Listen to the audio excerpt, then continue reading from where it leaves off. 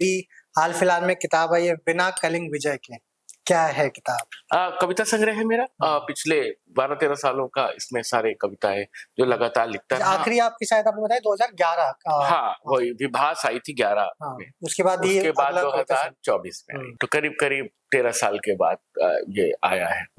और इसमें एक खंड जरूर है जो मैंने बाद में लिखा, जो मेरी माँ की मृत्यु के बाद है, क्योंकि पिछले वर्ष मेरी माँ नहीं रही, तो उनके साथ जो एक कनेक्ट था, तो अंत के खंड में वो 15 कविताएं हैं। और भी कविताएं थी लेकिन मैं 15 ही रखी। लेकिन ये 100 कविताओं का संग्रह है और इसमें भारतीय संस्कृति, वांग्मय, कलाएं, पौराणिक संदर्भों के आधुनिक संस्पर्श, अगर भारतीय ढंग से कोई शब्दावली ढूंढनी है कविताओं की तो इस संग्रह में। कुछ आपकी कविताएं अगर आप साझा कर पाए। मैं एक चीज और देखता हूँ, आप जब कविताएं लिखते हैं तो मोस्टली फ्री वर्ड्स में होती हैं कविताएं वो। जी। उसका कोई विशेष कारण है? मैंने बहुत सारे गीत लिखे हैं। मैंने एक गाना लिखा है श्री राम जी के आगमन के बाद प्राण प्रतिष्ठा पे, जिसे शंकर महादेवन, अनुराधा पौडवाल, मालिनी अवस्थी और तमाम सारे लोगों ने उसको गाया है, सोनू निगम ने गाया है।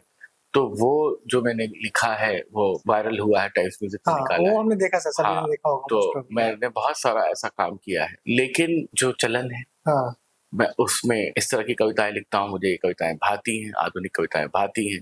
उसके लिए सबसे बड़ी बात यह है कि मैं कुंवर नारायण जी, केदार जी के सोहबत में पला बढ़ा हूँ। और इसका एक कतई मतलब नहीं है कि जो गीत लिखे जाते हैं उन गीतों का अपना महत्व नहीं। मैं गीतों को बहुत पसंद करता हूँ, गीतकारों को बहुत पसंद करता हूँ, फिल्म गीतों को बहुत पसंद करता हूँ, उन लिरिसिस्ट को भी देखता हूँ। छंदबद्ध कविताएं भी बहुत सारी लिखी हैं जो पिछले संग्रह में थी, ड्योढ़ी पर आलाप में। लेकिन मुझे लगता है कि वो शायद आधुनिक ढंग से जो एक तरीका है लिखने का वैचारिक कविताओं को, तो वो उसमें वैसे।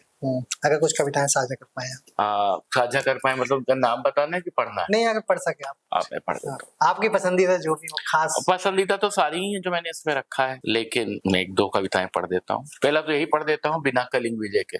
हर महत्वाकांक्षी मन अशोक होता है, अक्सर परिणति होती कलिंग। हर महत्वाकांक्षी मन अशोक होता है, अक्सर परिणति होती कलिंग। आकांक्षा आरोहण के लिए इतिहास में हर बार चारों तरफ भेजे जाते महेंद्र और संघमित्रा। जीता जाता इसी तरह पूरा विश्व शांति की आस में हिंसा के उपरांत।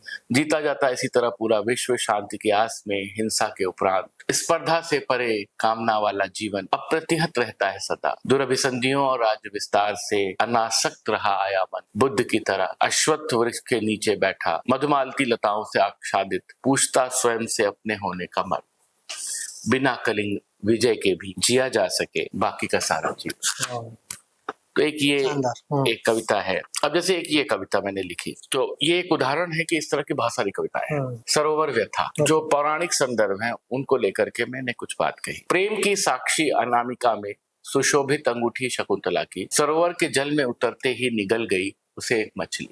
सरोवर में ही उत्पन्न श्वेत कमल नाल में छुपे रहे इंद्र शची के वियोग। एक सरोवर के पास मूर्छित पांडव पुत्रों में ज्येष्ठ करते रहे यक्ष के प्रश्नों का समाधान। जहाँ भूल से वध हुआ उस सुकुमार बालक का, वो भर रहा था जल अपने माता पिता की तृषा बुझाने को, वहां भी सरोवर की उपस्थिति थी। सरोवर के अनेक छंद, अनसुलझी कथाएं, जल और बहाव के तक कदाचित ढेरों प्रसंग से परंपराओं के रंगमंच की जाने कितनी कृतियां जन्म लेती हैं। बस उसमें नहीं होता कोई संकेत सरोवर की व्यथा का। क्या बात, शानदार। अच्छा सर, कोई रचना, हमेशा हम जैसे साहित्यकारों से बात करते हैं तो हमेशा कोई ना कोई रचना होती है तो गढ़ रहे होते हैं, वो एक अधूरी पड़ी होती है जिंदगी में, कोई ना कोई ऐसी रचना होती है। आपकी जिंदगी में कोई ऐसी रचना किसी विशेष व्यक्ति के ऊपर रह गई हो, किसी विशेष वस्तु के ऊपर रह गई हो? ये बहुत सामान्य सी बात है। आप अपने जीवन में तमाम सारी छोटे बड़े संभावनाओं को लेके, छोटे बड़े स्वप्नों को लेके आगे जाते हैं। मान लीजिए कि आप कभी नहीं है, आपका कोई उद्देश्य नहीं है, फिर भी आप निकलते हैं तो आपको लगता है, अगर आपके पिता माता आप उन पे आश्रय लेके जा रहे हैं आपको एक शर्ट दिलाने के लिए, आपका मन है कि मैं आज ब्लैक कलर की शर्ट खरीदूं, और माता पिता के दबाव में आपको ब्लू कलर की शर्ट खरीदनी होती है। आप उसको भी खुशी से लाते हैं, लेकिन वो काले को पाने का स्वप्न बचा रहता है। तो मुझे लगता है कि जैसे जीवन में तमाम सारी चीजों के स्वप्न बचे रहते हैं। आप एक बजट करके कोई सामान खरीदने जाते हैं, अपनी भौतिक पसंद की चीज, और बाजार के पास उससे ज्यादा दिखाने को है। फिर आपको पसंद आती है आपके बजट के बाहर की चीज, और फिर आप अपने बजट की सीमा में लौट करके वो लेके आते हैं कसक के साथ कि कभी पैसा होगा तो मैं वो भी खरीदूंगा। तो जीवन तो हमेशा अपूर्णता के साथ चलता है। हाँ। और मैं कोई बहुत अनूठा कवि नहीं होऊंगा कि जिसकी कविताएं अधूरी पड़ी हैं, जिसके विचार अधूरे पड़े हैं। मैंने बहुत मन था कि मैं किशोरी अमोनकर जी पे किताब लिखूं। उन्होंने हामी भी भर दी थी, लेकिन उसके पहले उनकी मृत्यु हो गई और वो बात रह गई, वो नहीं कर पाया। हाँ। मैं बहुत सारे ऐसे कलाकारों की जीवनियां लिखना चाहता हूँ जिसमें पर्याप्त सामग्री उपलब्ध नहीं है, या वे स्वयं जीवित नहीं है, या उनके परिवार से कोई इस तरह का मामला है कि वो आपको क्लियरेंस नहीं दे रहे। आजकल तो सब कुछ करना पड़ता है, तो बातें अधूरी रह जाती हैं। आप एक सब्जेक्ट उठाते हैं कविता लिखने के लिए, कविता कहीं और चली जाती है, वो सब्जेक्ट धरा रह जाता है। आपके साथ बहुत होता होगा, आपने किया। और ये छोड़ दीजिए, पढ़ते हुए